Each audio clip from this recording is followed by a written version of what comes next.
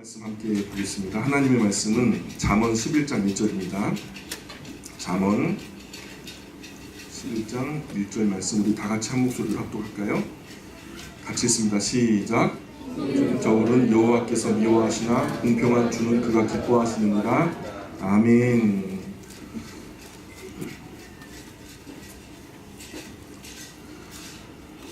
하나님 정직한 것 좋아하십니다. 정직하고 공평한 것 기뻐하시죠. 그래서 공평하다라는 것은 형평성을 의미하는 겁니다. 공평하다라는 것과 형평성이 있다라는 것은 좀 다른 얘기예요. 잘 생각해 보셔야 되는데 지금부터 마음을 차분하게 가라앉히고 이것이 옳은가 그른가 한번 생각해 보시길 바랍니다. 가난한 사람과 부자를 막론하고 모든 이들에게 빵 하나씩 나눠주는 거, 이거는 공평한 거죠. 그죠? 누구 하나 더 받거나 덜 받지 않고 다 같이 공평하게 나눠주는 거니까. 그런데 형평성에는 맞지 않아요. 형평성은 부자인 사람은 빵 하나 없어도 먹고 살 수 있어요. 오히려 더 맛있는 거 먹습니다. 가난한 사람에게는 빵 2개를 줘도 부족한 경우가 있어요, 사실. 이게 형평성이라는 거예요. 공평하다라는 것과 형평성이 있다라는 것은 이런 차이가 있습니다. 공산주의가 실수하는 것이 이 부분이에요. 공평과 형평의 분별력이 없었다는 거예요. 다 같이 그냥 n분의 1로 나눠주면 다 행복한 유토피아가 열릴 거라 생각했어요. 근데 웃기게도 공산주의라고 하는 이 이념을 갖다 어디서 끌어왔냐면 성경에서 끌어왔어요. 성경에서 끌어오면서 형평성과 공평성을 분별하지 못했다라는 거예요. 이 사람들이 실수한 게 크게 2가지가 있습니다. 하나는 모두가 함께 부족하지 않게 잘 먹고 잘 살게 도와주는 것을 공평한 삶이라고 여겨서 n분의 1 공평한 것을 원리로 가지고 왔거든요. 그것은 큰 차이가 있죠. 방금 말씀드렸던 대로 형평성 있게 가지고 왔어야 되는데 그러지 못했다는 것과 더불어서 또 하나는 하나님을 가지고 오지 못했어요. 분명히 성경은 하나님이 실존해 계시고 하나님이 계시다라고 하는 그 전제하에 형평성 있는 나눔 속에서 아름다운 구약의 세계가 있었던 걸 우리가 잘 알거든요. 근데 이들이 공산주의를 성경에서 빼오면서 하나님을 빼놓고 갖고 왔어요. 그러니 선하신 하나님이 빠지니까 악한 인간만 남죠. 그러니 여기서는 독재가 있고 어려움이 생기잖아요. 지구상에서 있었던 공산주의가 사실상 지금은 다 실패하는 결과입니다. 중국이 공산주의 국가라 하지만 사실은 공산주의의 이념에 전면적으로 반대되어지는 이념들이 너무 많습니다. 2절에 보니까 교만이 오면 욕도 오거니와 겸손한 자에게는 지혜가 있느니라. 그래서 겸손한 자는 듣습니다. 항상 듣습니다. 나름 분별해서 들어야 할 것은 간직해요. 그래서 의미 있고 또 소중한 이야기들을 마음속에 담고 또 버려야 할 가치 없는 것들, 이거 내 귀에 그냥 누가 되어지는 일들이 있거든요. 그런 것들은 과감하게 버리죠. 그래서 겸손한 자의 입에서 나오는 말은요, 거르고 걸러져서 엑기스와 같은 소중한 이야기가 나오니까 겸손한 자가 입을 벌려서 얘기할 때는 들어야 됩니다. 3절 4절 같이 읽어볼까요? 11장 3절 4절 시작.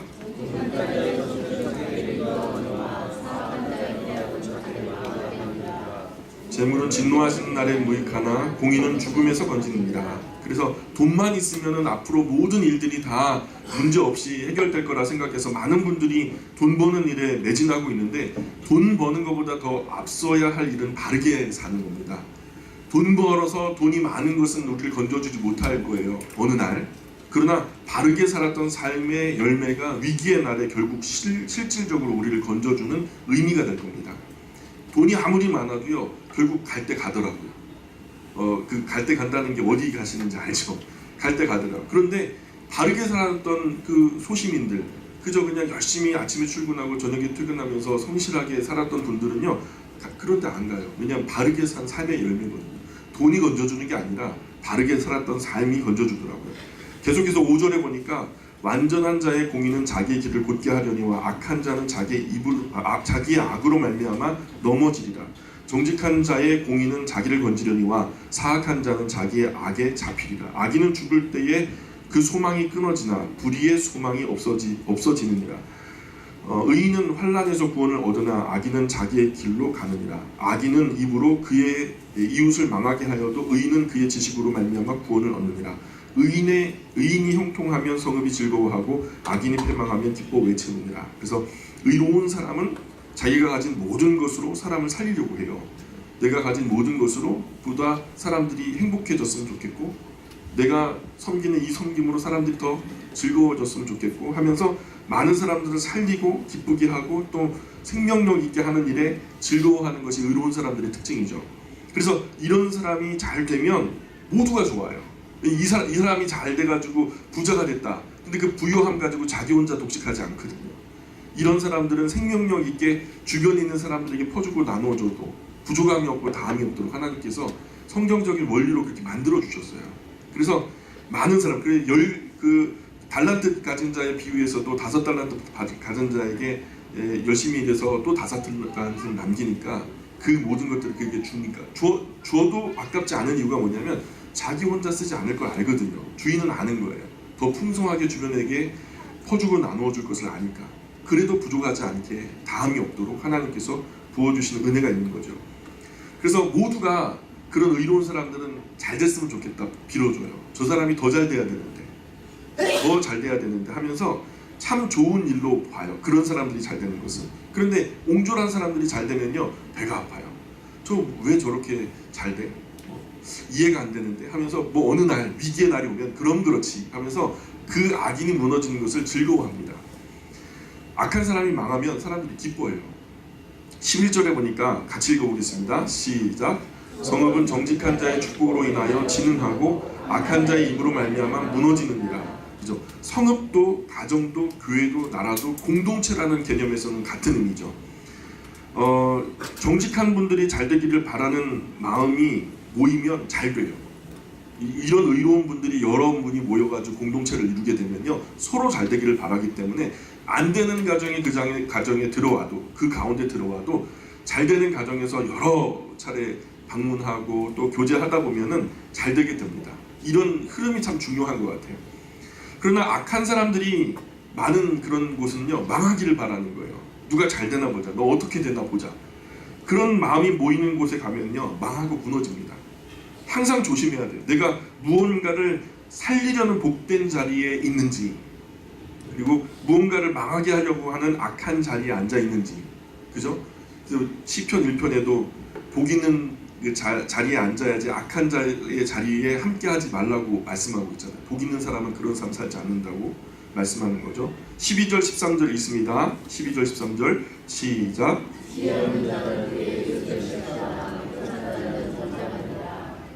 두루 다니면서 한담하는 자는 남의 비밀을 누설하나 마음이 신실한 자는 그런 것을 숨기느니라. 이런 부분들을 우리가 공동체에 있으면서 정말 조심해야 될 거예요. 비밀이라고 말하는 것이 그리스도인에게는 신의라고 하는 덕에 굉장히 중요하게 밀접되어 있어요. 우리가 어떤 분이 우리에게 얘기할 때 이건 비밀이야, 다른 사람들에게 좀 얘기하지 않았으면 좋겠어, 내 마음이 이렇게 고민이 돼, 내 마음이 이렇게 아픔이 있어 하고서 뭔가 친밀한 마음으로 그리스도인 동료에게 얘기를 했을 때 이게 다른 사람들에게 회자가 되면요 이것은 영혼의 상처가 나거든요. 남이야 뭐라든 비밀이라 해놓고 너한테만 말하는 건데 사실은 너한테만 말하는 건데 하면서 다 회자가 되면 비밀의 당사자 실족하게 하는 아주 무서운 죄를 범하는 거예요. 그에 따르는 형벌을 면하지 못하죠. 우리 그리스도인들에게는요 이것이 굉장히 중요한 덕입니다. 14절에 보니까 지략이 없으면 백성이 망하여도 지략이 많으면 평안을 누리느니라. 그죠? 선한 말, 복된 말, 세우려는 말, 칭찬의 말, 도움이 될 만한 의견이 많으면 살아있는 공동체죠. 잘 되는 공동체입니다. 삼겹줄이 끊어지기가 어렵죠. 내가 좀 약할 때는요 다른 그 줄, 견고한 두 줄이 날 잡아주니까요. 이런 공동체를 의미하는 거죠. 삼겹줄. 이런 분들이 교회 안에 많아서 차고 넘쳐야 됩니다. 잘 되는 마음, 또 잘 되기를 바래주는 그런 마음들이 모여서 행복한 공동체를 이룰 때 때로는 넘어지고 또 힘들어도 그런 분들을 잡아주는 것이 공동체의 능력이거든요. 우리 영광교회가 그런 공동체가 되기를 바랍니다. 15절 같이 읽습니다. 15절 시작.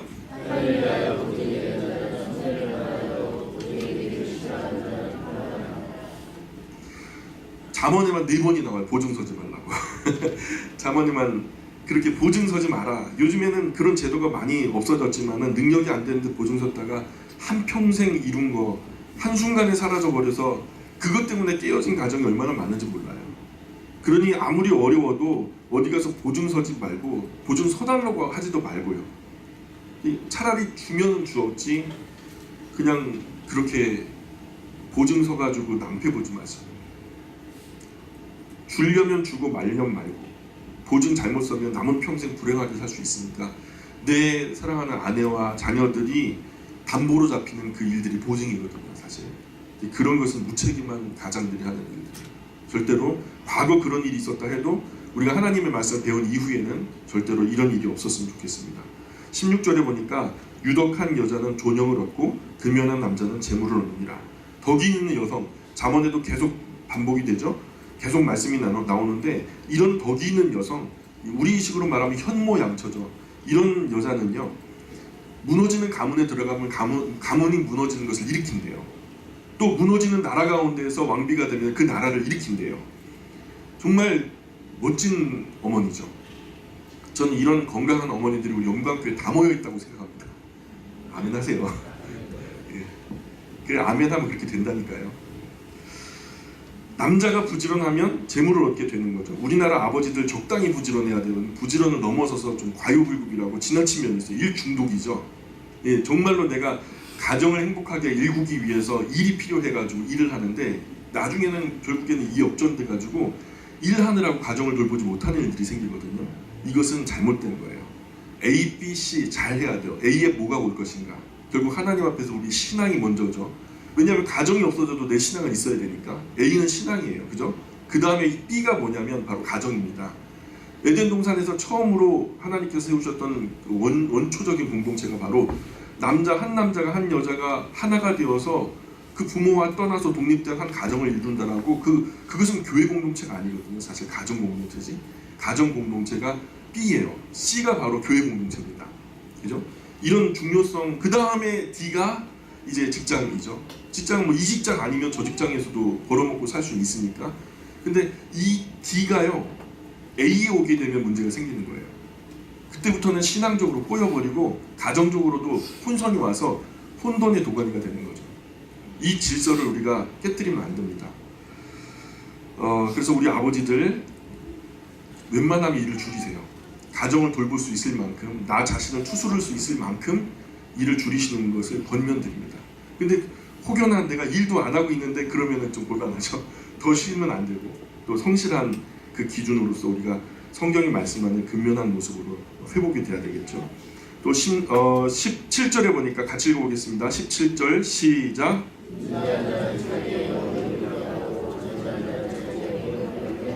예, 그 한 사람이 인자함이 어떻게 자신의 영혼을 이롭게 합니까? 인자하게 대우를 받는 사람이 또 얼마나, 또 그 누가 인자하다는 것은 나 혼자 인자할 수 없는 거잖아요. 그죠? 누군가에게 인자하게 대우했기 때문에 인자하게 대우를 받은 사람이 인자함을 받은 거니까 얼마나 또 존경해 주겠어요? 그런 인자한 사람에게 시비 걸지 않죠. 누가 나에게 선대하는데 그 선대하는 사람에게 시비 걸 사람 있습니까?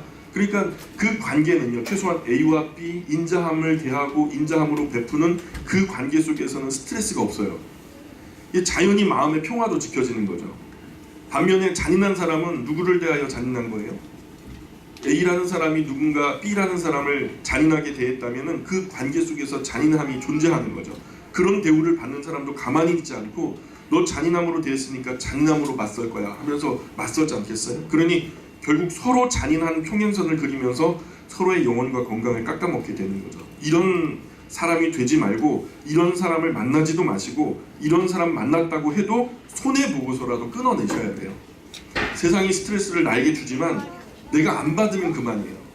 그 주는 거 왜 뭐 고스란히 다 받습니까? 예? 그것이 마음을 지키는 용기 있는 행동입니다. 성경이 말씀하기를 그런 사람이 성을 쳐서 빼앗는 장수보다 용기 있는 사람이라고 성경이 가르치고 있어요. 마음의 평화, 내 안에 안정감을 지켜내는 용기 있는 우리 가정이 또 그런 엄마 아빠가 되기를 축원합니다. 18절 19절 우리 한번 볼펜을 들고 동그라미 해볼까요? 18절에 보니까 악인의 삭은 악인에다가 동그라미를 치시고, 어때요? 밑줄을 그는데 악인의 삭은 허무하되 거기다 밑줄 그시고, 공의를 베푼 자의 상은 확실하니라, 확실하니다가 밑줄 그시고, 19절에 보니까 공의를 굳게 지키는 자는 밑줄 그시고 생명에 이르고 악을 따르는 자는 밑줄 그시고 사망에 이르니라. 그죠? 악인과 공의로운 사람을 비교하고 있죠. 예, 언제나 이 잠언이 비교를 통한 교훈이라는 걸 잊지 마시고요. 항상 지금 이 비교가 되는 삶을 우리가 보게 됩니다. 한쪽에는 허무하고 한쪽에는 확실하대요. 그죠? 우리가 밑줄 걷던 거 보세요. 한쪽에는 허무하고 한쪽에는 확실하죠. 또 그 뒤에 보니까 19절에 한쪽에는 생명이 있고요. 한쪽에는 사망이 있대요. 그죠? 악인의 삭스는 허무하대요. 사망이래요. 악인의 삭스는 허무하고 사망이래요. 공의로운 자의 상은 확실하고 생명이래요. 즉 공의로운 자의 상은 확실한 생명이죠. 우리가 정말로 바르면요 확실하고 또 죽지 않아요. 근데 그게 그냥 공의로움을 지나서 또 진짜 완전한 공의로움에 들어가게 되면요 확실한 생명을 얻게 돼요. 영원한 삶. 그럼 최고로 확실한 공의가 뭔지 아세요? 공평한 의라는 건데 하나님이 하나님의 자리에 앉으시는 거예요. 하나님이 우리의 하나님이 되시는 거예요. 우리는 그분의 피조된 피조물의 자리에 내려앉는 거예요. 그리고 그 많은 피조 세계는 우리 발 아래 놓여서 우리가 그들을 다스리고 정복하는 거예요. 이 질서가 완벽한 공의예요. 이것이 우리의 삶 가운데 인정되어지고 우리의 지와 정과 의지 전인격으로 그것을 인정되고 그런 삶을 살게 된다면 그런 삶은 공의의 삶이에요. 그래서 이들에게는요 확실한 생명이 보장되는 거예요. 이 세상에서만 100년 미만의 삶이 아니라 내세에서 영원한 삶까지 보장되어지는 기능이 여기 있는 거죠. 20절에 보니까 마음이 굽은 자는 여호와께 미움을 받아도 행위가 온전한 자는 그의 기뻐하심을 받느니라. 그래서 마음이 삐딱하면 줘도 미운 거예요. 기울어진 그릇에 물을 채우면 거의 다 흘려버리죠. 고인 거 조금 바닥에 보이는 게 전부죠. 그러면 부어주는 사람도 섭섭한 거예요. 내가 열을 줬는데 8을 다 까먹고 둘만 바닥에 찰랑찰랑 남아있으면 섭섭한 거죠. 정말 목마른 날에 그 물을 마시고 싶은데 나도 먹기 아까운 것을 상대방에게 이제 목마르니까 채워주려고 하는데 컵을 기울게 들었어요. 열을 줬는데 8을 바닥에 떨고 둘 찰랑찰랑 남은 거 가지고 먹으려고 하면은 주는 사람 섭섭하지 않겠어요? 호의로 받지 못하는 거예요. 반면에 작은 것을 줘도 크게 만족하면서 감사하는 사람은 주는 사람을 기쁘게 하는 거예요. 나중에는요 뭐가 생기면 더 주고 싶은 거죠. 하나님이 우리를 향해서 우리라는 존재가 더 주고 싶은 존재가 되도록 우리가 할 수 있는 것은 뭐냐면 감사함이에요. 작은 것에서 큰 기쁨과 감사를 하나님께 드린다면 하나님은 우리에게 즐겨주시고 기뻐주실 거라고 믿습니다. 하나님 그런 마음이 곧고 순수한 사람, 순전한 사람을 기뻐하십니다. 21절 보니까 같이 읽습니다. 악인은 피차 손을 잡을지라도 벌을 면하지 못할 것이나 의인의 자손은 구원을 얻으리라. 그죠? 악인이 연합해가지고 화를 면하려고 이합집산하는 거죠. 말 그대로 야합하는 거예요. 그래도 절대로 화를 면할 수가 없어요. 별의별 짓 달의 달짓 다 해봐요. 못합니다. 늪에 빠진 사람이 늪에 빠진 사람을 구해줄 수 없어요. 그렇듯이 그 사람이에요. 그 나물의 그 밥이라 회복될 수가 없어요. 결과는 악한 결말로 끝나요. 그러나 의인은 홀로서도 결국 구원받습니다. 의인은 홀로서도 결국 구원받아요.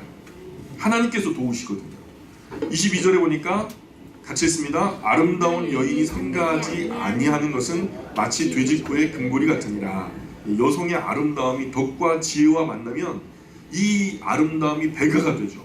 시너지가 생겨서 야 예쁜 만큼 지혜롭다, 탁월하다 이런 얘기를 듣게 되는데 그 아름다움에 미치지 못하는 미련함이 있는 거예요. 그릇된 인격과 악한 성품이 있으면 예쁜 만큼 추해져요. 아이고 얼굴값 못한다 막 그런 얘기가 나오는 거죠. 돼지코의 금고리 같다라는 말이 그런 말이죠. 23절 의인의 소원은 오직 선하나 악인의 소망은 진노를 이루느니라. 뭐 설명 없어도 우리가 잘 아시겠죠. 24절 흩어 구제하여도 더욱 부하게 되는 날이 있나니 과도히 아껴도 가난하게 될 뿐이니라. 자, 아낄 때는 아껴야 되죠 사실. 근데 쓸데없이 허무하게 나가는 구멍 막는 게 허무하게 나가는 거 구멍을 막는 게 맞아요. 우리의 삶에 쓰지 않아도 되는 거 너무 많이 쓰는 것들이 있거든요. 이런 구멍은 적절하게 막으시고 그런데 사실 너무 아끼면 구두쇠 같아요. 그렇게 아껴도 결국 허무한 곳에 다 흘러가 버려요. 이상하게 어떤 사람은 계속 흩어 나누는데 풍성해지고요. 더 잘 되는데 어떤 사람은 평생 아끼고 안 쓰는데 그냥 누리지도 못해요. 구두쇠라는 욕만 실컷 얻어먹고 결국 손에 남는 거 아무것도 없이 섭섭한 사람이 있어요. 이 모든 것을 누가 보고 계실까요? 그죠? 하나님이 보고 계시니까 그런 거예요.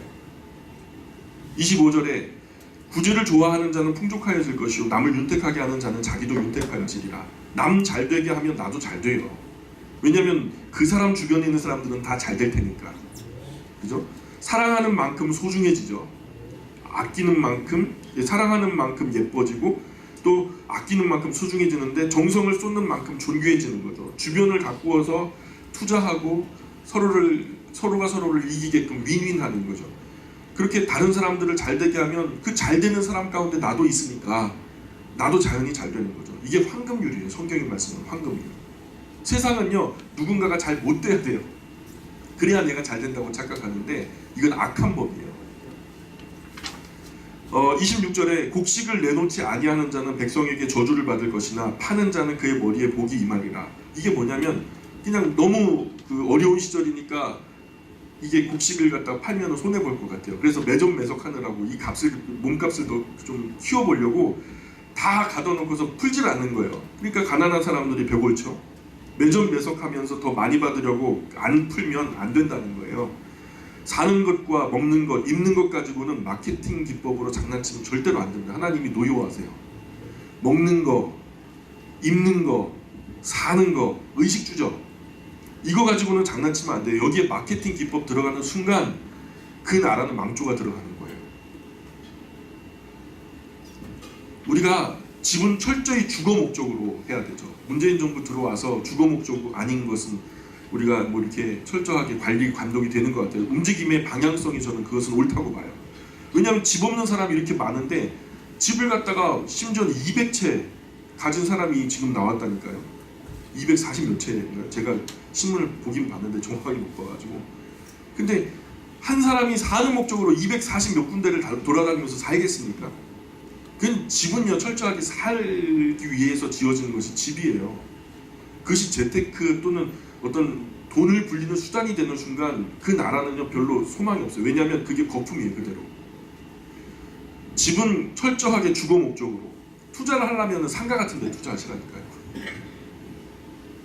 집 가지고 장난치면 안 돼요. 먹는 것 가지고도 장난치면 절대로 안 돼요. 여기 다 가둬놨다가 나중에 풀고 뭐 이런 것은 아닌 거죠. 마케팅 기법으로 안 돼요. 옷도 이왕이면 저렴하게 오랫동안 품질이 떨어지지 않도록 그렇게 해서 최소한 이 나라에서 먹는 것 때문에 슬퍼하고 사는 것 때문에 어려워하고 그저 입는 것 때문에 고민하는 그런 사람이 없는 나라가 좋은 나라죠. 그죠? 27절에 선을 간절히 구하는 자는 은총을 얻으려니와 악을 더듬어 찾는 자에게는 악이 임하리라. 선한 일은 소극적으로 일하면 절대로 열매를 거둘 수가 없어요. 적극적으로 해도 거두는 것이 적어요. 선한 일에는. 그러나 악은요 대충 해도 크게 열매 맺습니다. 여름날에 농부들이 밭에다가 알곡을 심잖아요. 그래서 전부 다 알곡이 우거지기를 바라는데 알곡이 하나가 올라오면요 잡초가 10개가 올라와 같이 따라 올라오거든요. 그게 원리인 것 같아요.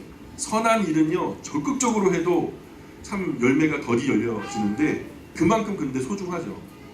그러니까 악한 것은 대충 기경해도 크게 열매 맺습니다. 그래서 로마서는 선한 데는 지혜롭고 악한 데는 미련하라고 우리에게 권면하고 있죠. 그 다음 28절, 29절 한번 읽어볼까요? 28절, 29절 시작.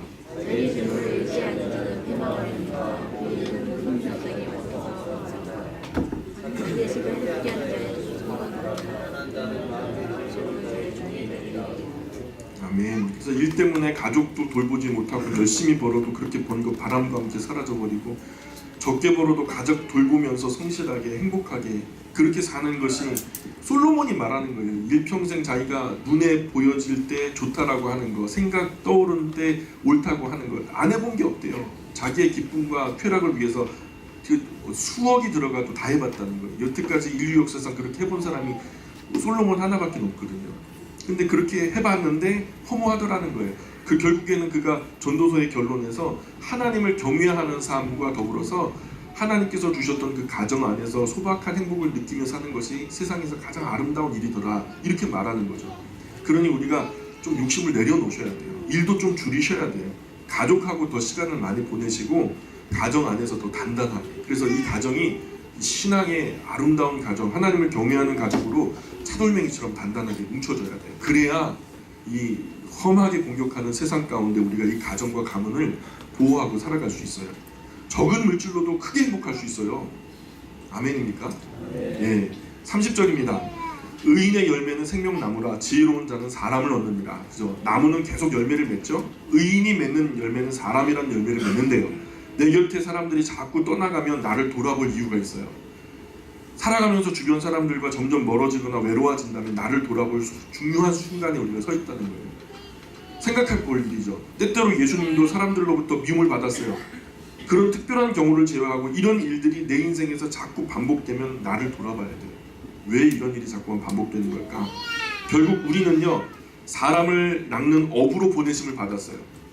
사람들 가운데 살면서 사람들을 더욱 거룩한 영향력으로 변화시키는 중심에 우리가 있는 건데, 그 사람들 때문에 역으로 변질되어져 버리면 곤란한 거죠. 그래서 바다 위에 떠 있는 배처럼, 바다 한가운데 배가 있어야지 아름답잖아요. 그런데 바다가 배 안으로 들어오면 그때는 문제가 되는 거죠. 오늘 그리스도인의 오묘한 부분이 거기 있는 거죠. 31절에 보니까 보라, 의인이라도 이 세상에서 보응을 받겠거든 하물며 악인과 죄인이리요. 의인이 이 세상에서 다 보상받는 건 아니죠. 의롭게 살았는데 어느 날 말도 되지 않은 누명 쓰고서 건강 악화돼가지고 돌아가시는 분들도 계시거든요.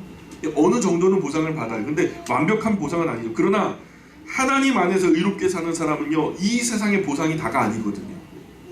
결국 우리가 완벽한 공의를 경험하게 될 건데, 하나님의 심판대 앞에서 우리가 행한 선한 것 때문에 선한 상급도 받지만 우리가 저지른 악한 것 때문에 악한 책망도 얻을 거라는 것을 우리가 아셔야 돼요. 이 세상에 필요한 만큼 조금만 주시고 나머지는 천국에 가서 더 많이 받으시는 게 좋아요. 이 땅에서는 조금만 받고 하나님의 나라에서 받는 것이 훨씬 더 귀한 거거든요. 아멘이죠? 이 땅에서 다 받아버리면 천국에 가서는 아무것도 없어요.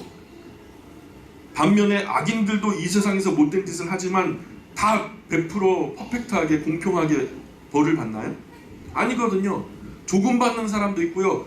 근데 어떤 사람은 아예 그냥 벌을 받지 않는 사람도 있어요. 그러나 하나님의 심판의 날에 못다한 벌 다 받으면 그때는 큰일 나는 거예요. 이 땅에서는 별거 아니지만 그 벌이, 하나님이 주시는 벌은요, 아마 되게 호될걸요. 왜냐하면 후에 세상과 함께 정죄함을 받지 않게 하시려고 하는 배려가 있어요.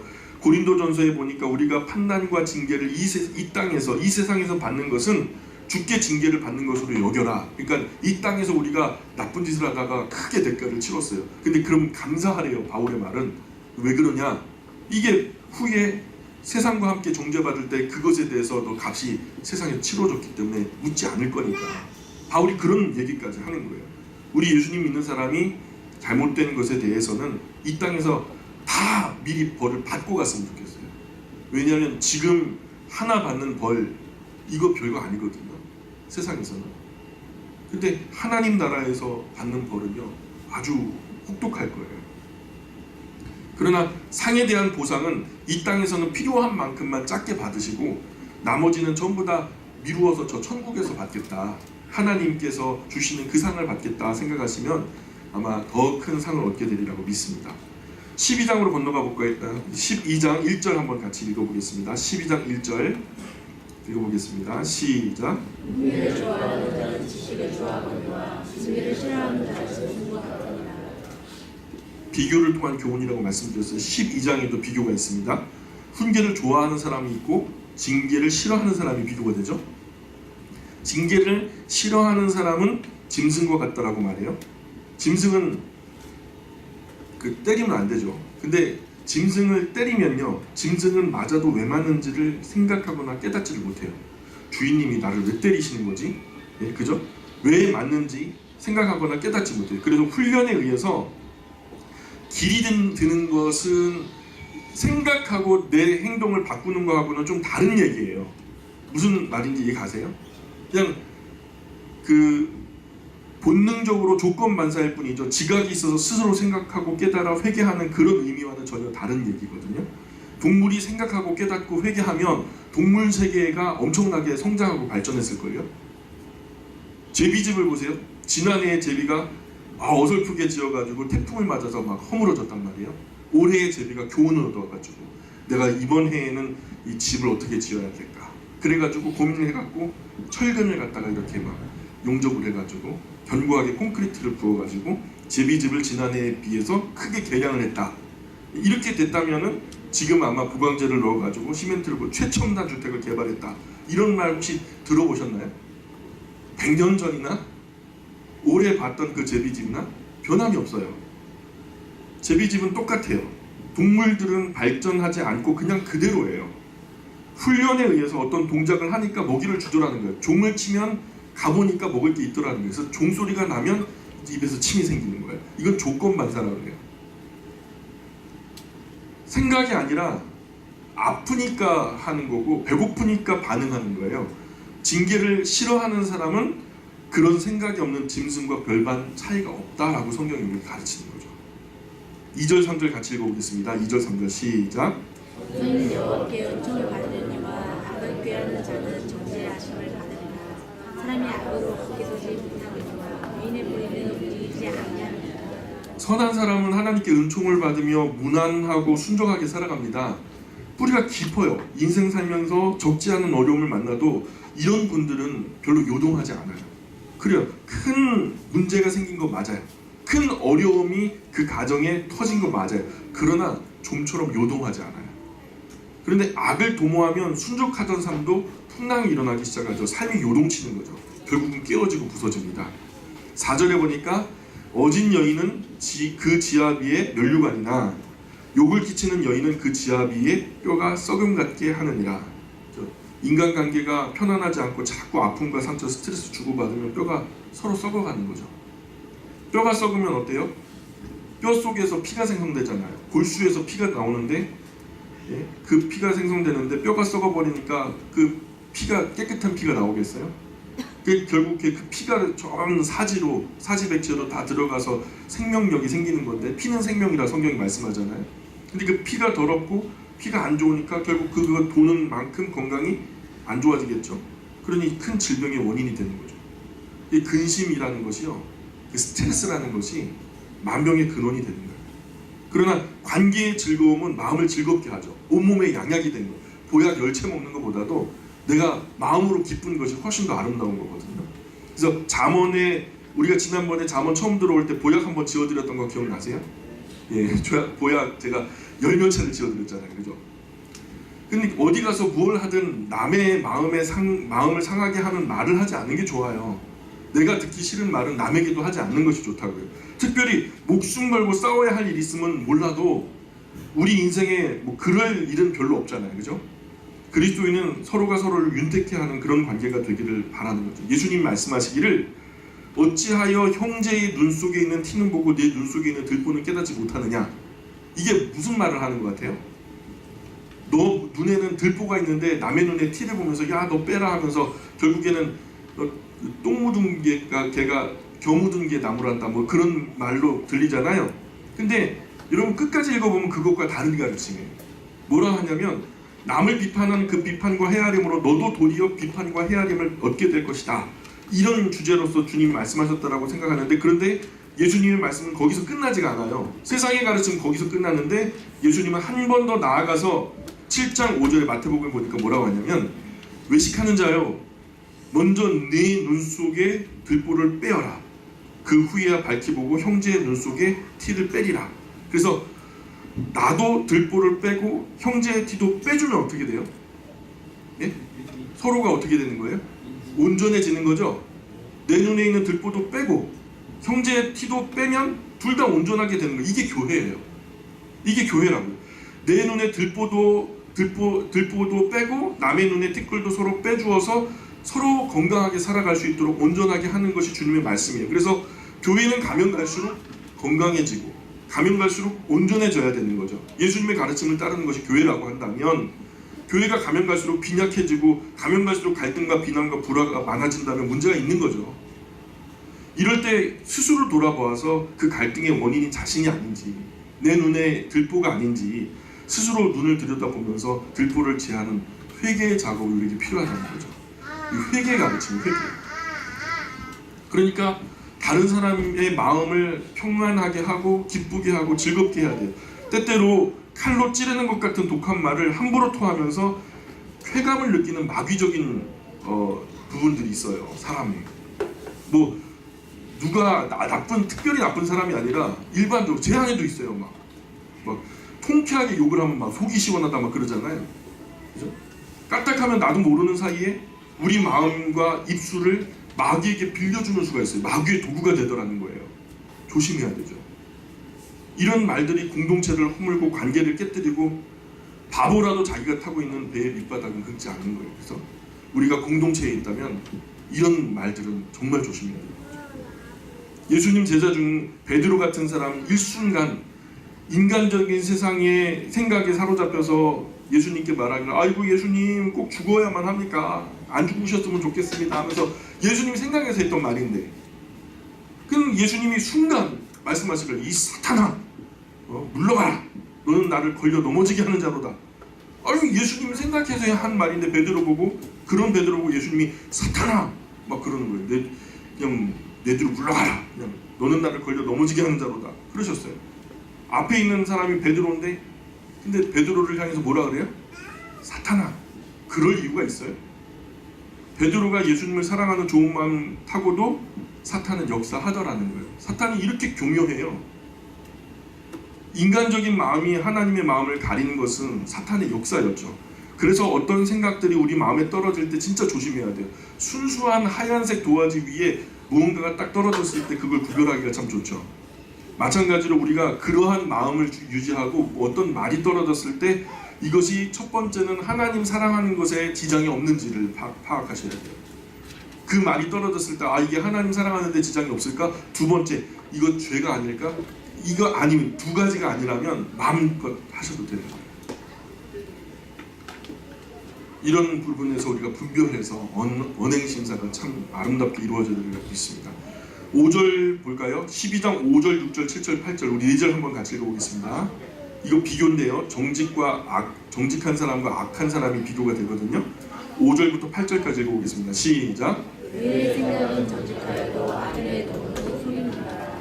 악인의 말은 사람을 열보아 피를 흘리지 않는 것이라. 정직한 자의 입은 사람을 구원하느니라. 악인의 얼굴을 저도 숨겨내라. 의인의 집은 서 있으리라. 사람은 그 지혜대로 칭찬을 받으려니와 마음이 굽은 자는 멸시를 받으리라. 자, 의인의 생각은 정직이죠. 정직한 자의 입은 사람을 살립니다. 그래서 결국에는 칭찬을 받게 되죠. 악인은 속임수를 써요. 그래서 악인의 말은 사람의 피를 흘리고 결국에는 사람을 죽여버려요. 결국 악인은 멸시를 받게 됩니다. 죽은 결과로요. 그 결국은 어떻게 됩니까? 의인은 굳게 서는데 혼자 서지 않고 함께 서요. 그래서 여기서는 의인이 정직했는데 의인 혼자 섰다라고 말하지 않고 집이라고 해요. 의인의 집, 그죠? 의인의 집으로 통칭되잖아요. 사는 사람은 혼자 사는 게 아니라 함께 살더라고요. 그죠? 그래서 정직한 입으로 구원받은 사람들이 그 의인에 의해서 함께 살게 된 사람들이 의인의 집으로 통칭되었어요. 그래서 의인은 혼자 사는 법이 없어요. 남도 살리고 나도 살아서 함께 살아갑니다. 그래서 의인은 칭찬받으면서 굳게 서 있을 것이고 악인은 멸시받다가 소멸된다라는 거죠. 당장에 이 땅에서 이렇게 되지 않는 경우도 많이 있거든요. 그렇다고 해도 4제까지 길게 보자면 확실히 이 말씀이 명확하게 이루어질 것을 우리는 믿습니다. 우리 영광가족은 어디 가서 욕먹지 말아야 돼요. 지혜롭게, 의롭게, 공평하게, 정직하게, 바르게 해서 칭찬 많이 받으시기 바래요. 맨 처음 교회인 예루살렘 교회가 한 5,000명쯤 되었을 때 집사님을 뽑잖아요. 그죠? 우리가 3,000명, 5,000명 남녀의 큰 무리와 이로 헤아릴 수 없는 많은 무리가 교회로 몰려들었다라는 기록 들어보셨죠? 사도행전 나오잖아요. 5,000명쯤 되었을 때 그런데 이 5,000명 중에서 7명을 뽑아요. 요즘 같으면 5,000명 되는 교회에 임직자가 얼마나 될까요? 아마 몇백 명 될걸요? 근데 집사님 7명 뽑는 5,000명 교회에 집사님 7명 뽑는 교회가 세상에 어디 있어요? 근데 그 많은 성도 중에서 몇 명의 일꾼을 뽑으려고 하니까 기준이 엄청 높은 거죠. 일반적인 사람은 안 되고 먼저는 지혜로워야 되고 성경에 보니까 성령과 지혜가 충만한 사람이라 이렇게 평가되는 그게 내 평가가 아니라 주변의 사람들의 통칭이죠. 일반적인 평가가 그래야 되고 많은 사람들 가운데도 거기 제일 중요한 원칙이 칭찬 듣는 자가 돼야 된다. 교회에서는 믿음이 좋다고 하는데 교회 바깥의 주변 사람들에게 가만히 보면 그 사람 칭찬받지 못해요.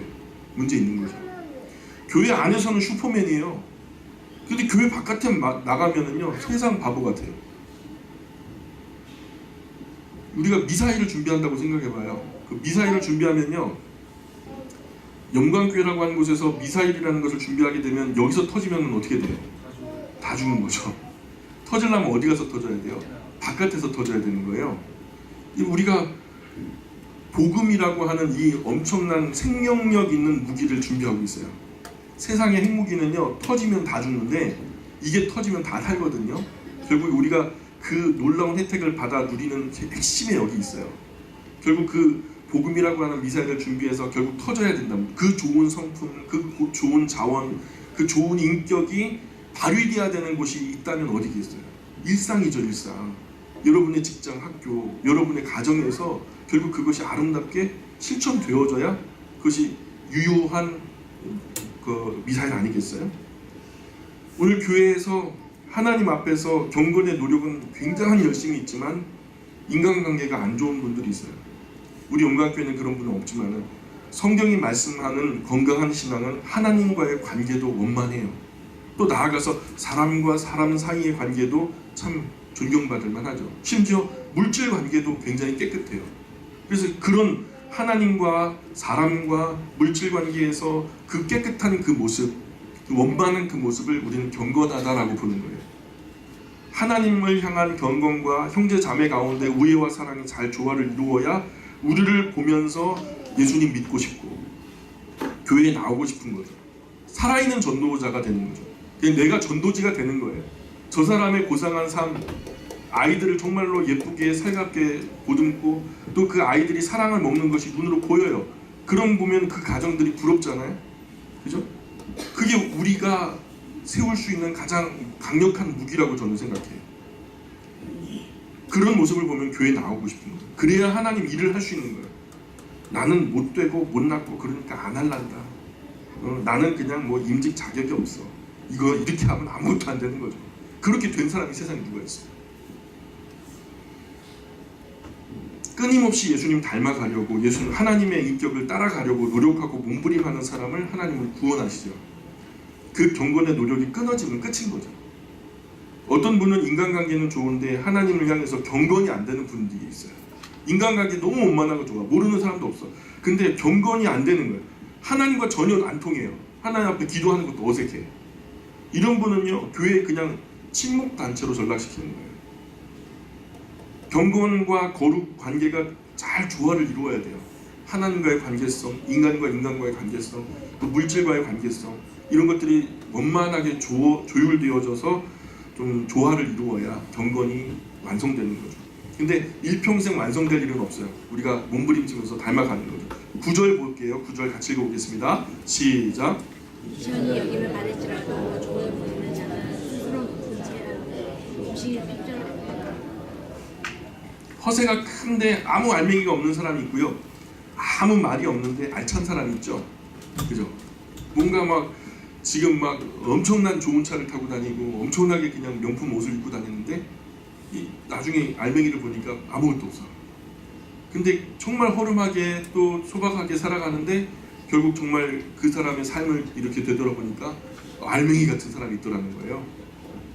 10절에 보니까 의인은 자기의 가축의 생명을 돌보나 악인의 긍휼은 잔인이니라.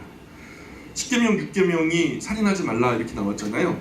근데 사실 원문에는 로티르차고 수십 번 말했으니까 잘 아실 거예요. 죽이지 말라, 이게 번역이에요. 정확한 번역. 죽이지 말라. 그러면 사람만 죽이는 겁니까? 생명 있는 모든 것을 죽이지 말라는 거죠. 그러니까 아무리 작은 생명이라도 하찮게 여기지 말라는 말씀이에요. 그런데 말 못하는 짐승이라고 학대하고 잔인하게 대하고 요즘에 그런 얘기 많이 나오죠, 뉴스에서. 장난감 다루듯이 잔혹하게 막 그냥 막 총으로 쏘고 새총으로 쏘고 그래갖고 막 애완동물이나 야생동물들을 갖다 잔혹하게 다루는 사람들이 있잖아요. 그리스도인은 절대로 그러면 안 됩니다. 처음부터 자신 없으면은 아예 애완동물 키우지 말고요. 휴가철 함께 데리고 나갔다가 휴게소나 관광지에 무책임하게 버리고 가는 사람들이 그렇게 많다면서요. 휴게소에서 주인 잃어버린 옷 입은 개들이 그렇게 많대요.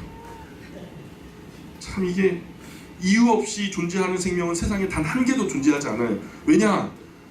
정말로 하나님께서 하찮은 작은 벌레도 생명을 주셨어요. 생명은요 살생 명령이에요. 살아라 하는 것을 누가 주셨어요? 하나님이요. 하나님의 명령을 누가 거둬요 함부로. 그런 생명을 우리가 아무렇지도 않게 학대하고 잔혹하게 다루면 불경죄가 되는 거예요. 의인은 하나님의 사람은 가축도 가축의 생명이라 할지라도 하찮게 보지 않고 소중하게 여기면서 돌아본다는 거예요. 근데 악한 사람은 그렇지 않다는 거예요. 11절 12절 같이 읽어보겠습니다. 11절 12절 시작.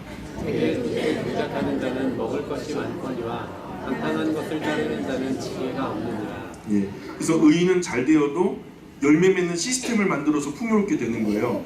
그냥 오늘만 먹고 살거나 이달만 먹고 살려고 하는 게 아니라 건강한 시스템을 만들어서 오랫동안 일평생 동안 우리가 행복하게 하나님 앞에서 경건하게 살 수 있는 것들을 만들죠. 시스템을 만드는 거예요. 근데 악한 사람은 누가 땀 흘려서 열매 맺은 것을 훔쳐먹으려고만 하죠. 13절에 보니까 악인은 입술의 허물로 말미암아 그물에 걸려도 의인은 환난에서 벗어나느니라. 사람은 입의 열매로 말미암아 복록에 족하며, 복록이라는 것은 히브리어로 토브라고 말하는데, 토브는요 좋은 것, 선한 것, 즐거운 것 이런 것을 말해요. 토브. 그래서 그 손이 행하는 대로 좋은 것을 받겠다, 선한 것을 받겠다, 즐거운 것을 받겠다라는 거예요. 그러니까 말한 대로 수고한 대로 받는다. 민수기에서 가데스 바니아 12정탐꾼 가나안 땅 정탐 들어가잖아요. 10명의 정탐꾼들이 부정적인 말을 하니까 백성들이 밤새워서 울면서 아이고 우리가 죽게 되었다, 아이고 우리가 망하게 되었다, 이 사막이 우리의 무덤이 되겠구나 하면서 막 울었거든요. 하나님 그 얘기를 들으면서 뭐라 그래요? 내 귀에 들린 대로 그대로 내가 너희에게 행하겠다. 그러니까 우리가 하나님 귀에 좋은 말이 들려야 되겠죠. 우리 입술을 통해서 하나님 귀에 이상한 말이 들리면 안 되겠죠. 입술에 열매가 분명히 있어요. 하나님은 말씀으로 세상을 창조하셨어요. 그리고 그 말씀으로 세상을 창조하신 하나님이 자신의 형상을 따라 사람을 지으셨죠. 근데 그 사람이 말도 능력이 있어요. 왜야? 하나님의 형상 닮아서 그렇게 지으셨기 때문에 인간의 말에도 힘이 있고 능력이 있어요. 근데 우리가 이런 말을 가지고 막 저주의 말을 퍼붓거나 모진 말 퍼붓으면 그게 그렇게 이루어질 경우가 많거든요. 능력이 있습니다. 그러니까 우리가 선한 말, 좋은 말 해야 돼요. 내 귀에 들린 그대로 내가 너희에게 실행하겠다. 무서운 말이죠. 나아가서 정직하게 수고한 대로 받을 그 마음으로 성실하게 진실하게 일하면 누가 알아주지 않아도 하나님께서 복된 길로 인도하시리라 믿습니다. 15절에 미련한 자는 자기 행위를 바른 줄로 여기나 지혜로운 자는 권고를 듣느니라. 항상 우리가 아는 것이 다가 아니라는 자세를 가져야 돼요. 내가 알고 있는 것이 다가 아니에요. 항상 여지를 남겨줘야 돼요. 귀는 열려 있어야 돼요. 눈은 떠 있어야 되죠. 여지도 없이 빨리 굳어져 버려가지고 나 다 알아, 나는 원래 이래, 나는 이런 사람이야 그러면 숨이 막혀요. 그런 사람들하고 교제를 못해요. 소통이 안 돼요. 옹고집에 혼자 살면 모를까. 함께 사는 것에 굳어진 편견은요 장애물이 됩니다. 평생 공부한다 생각하고 정말 알고 싶고 이해하고 싶은 부분들을 지금이라도 정해서 그냥 누구에게 눈치 보지 말고 하나님 앞에서 그냥 그 부분을 정해서 깊이 있게 파고 열심히 공부하면 성경의 말씀대로 겉모습은 우리는 좀 늙어갈 거예요. 그죠? 후패해져 갈 테지만 우리의 속사람은 날로 새로워지리라고 믿습니다. 자, 16절에 미련한 자는 당장 분노를 나타내거니와 슬기로운 자는 수욕을 참느니라. 그래서 성경은 너무 화를 빨리 내는 사람은 미련한 사람이라고 말해요. 오늘 우리 식으로 말하면 오늘 요즘 시대에 이런 사람들을 뭐라 그러죠? 분노 조절 장애라고 그러잖아요. 그죠? 요즘 심각한 사회 문제가 되죠. 뭐 운전을 하다가도 그 화를 못 이겨가지고 그냥 고속도로 한가운데 차를 세워버려요. 그리고서 막 내려가 팔 걷어붙이고 막 달려드는데 그냥 차가 덮쳐가지고 그 자리에 있었던 사람 다 죽어버렸다. 이 분노에서 시작되는 건데 우리 그리스도인 절대로 혈기 부리면 안 됩니다. 과거에는 어땠는지 몰라도 이후에는요 절대로 혈기 부리면 안 돼요. 슬기로운 사람은 수욕을 묵묵히 참아낸다 그랬어요. 다윗은 피난길에 악한 시므이가 돌멩이 던지고 먼지 날리면서 욕을 하는 거예요. 왕을 향해서 저주하는 거죠. 그 모욕을 다윗이 감당해내요. 그러면서 시므이를 죽여버리겠다고 수리아 아내 아비새가 내가 이 개 대강이 같은 거 내가 죽여버리겠다고 막 달려드니까 그를 말리면서 다윗이 했던 말이 뭔지 아세요? 하나님께서 시므이를 시켜 나를 욕하라 하셨다면 말리면 안 되지. 예? 말리면 안 되지. 그냥 내버려 둬라. 내 몸에서 난 아들도 내 생명을 해치려고 칼을 들고 쫓아오는 판국에 내가 마땅히 욕먹을 짓을 했다면 하나님께서 이것으로 혹 불쌍히 여겨주셔서 선하게 갚아주실지 누가 알겠냐. 여러분, 이게 다윗이 위대한 점이에요. 솔로몬 다윗은 슬기로운 사람이었죠. 우리가 이 혈기를 타고 사탄이 역사해요. 살인한 사람, 무턱대고 막 나쁜 짓 해가지고 나쁜 짓 해가지고 문제가 됐던 이런 일들 있잖아요. 그런 일들 사람들 잡혀 들어가기 전에 항상 뭐라고 말하냐면 모르겠어요. 내가 무슨 정신에서 그런 일을 했는지 모르겠다고. 그럼 누구 정신에서 그런 일을 한 거예요? 그러니까 혈기를 타고 마귀가 역사하더라니까요. 성령님은 그런 짓 안 하거든요. 내가 정중하게 영접하고 초대할 때 성령님 임하시거든요. 그럴 때 인격적으로 들어가시는 분이세요. 초대받고 초대장 받고 오케이. 그래갖고 문도 열어드려야 돼요. 그래야 문 그냥 들어가시죠. 내가 문 밖에 서서 두드리노니 그래요. 요한계시록 보면 문 열어 제끼고 들어가시는 분이 아니고 그분이 만드셨어도 우리 인격적인 부모라는 게 그런 거 아니겠어요? 하나님이 우리가 그렇게 여기시는데 우리 또한 그래야 돼. 근데 사탄은요 무단점거예요. 하나가 나갔는데 7을 데리고 들어가요. 내가 허락하지도 않았는데. 그게 사탄이 하는 일이에요. 오늘 혈기라고 하는 것을 통해서 악한 사탄과 귀신들이 역사를 해요. 우리가 그래서 하나님의 형상 또 하나님의 자녀로서 그리스도인으로서 해서는 안 되는 일들이 큰 실수들이 어디서 벌어지느냐? 우리가 이성을 잃어버릴 때 혈기를 타고 그런 일들이 자주 일어나게 되더라고요. 17절 18절 읽어보겠습니다. 17절 18절 시작. 진리를 말하는 자의 의를 나타내어도 거짓 증인은 속이는 말을 하느니라. 칼로 찌른 같이 함부로 말하는 자가 있거니와 지혜로운 자의 혀는 양약과 같으니라. 정말 죄송합니다. 여기 원래 장단위로 제가 마무리를 하는데 오늘 시간이 많이 되었기 때문에 오늘 12장 17절 18절부터 거기다 빗금을 치시고 다음 주에 계속 to be continue 이렇게 적어 놓으시고 다음 주에 우리 계속해서 이 말씀 듣겠습니다. 잠시 기도할게요. 존귀하신 하나님, 우리가 하나님의 자녀로서 하나님의 가족으로서 하나님의 가장 아끼시는 사랑하는 독생하신 아들 예수 그리스도의 피값으로 사신 양자들로서 그 가문과 그 가풍에 어울리는 사람들이 되기를 원합니다. 우리가 하나님의 말씀에서 만나는 하나님의 가풍은 너무나 고상하고 인격적이고 아름답습니다. 우리가 그 가정에 포함되고 싶습니다. 그 가문의 이름을 올리고 싶습니다. 하나님, 우리를 변화시켜 주옵소서. 하나님의 말씀으로 머리끝부터 발끝까지 우리 가장 깊은 정체감부터 시작해서 우리의 삶의 모든 일상까지를 우리 주님께서 하나님의 말씀으로 변화시켜 주옵소서. 감사하며 예수님의 이름으로 기도합니다. 아멘.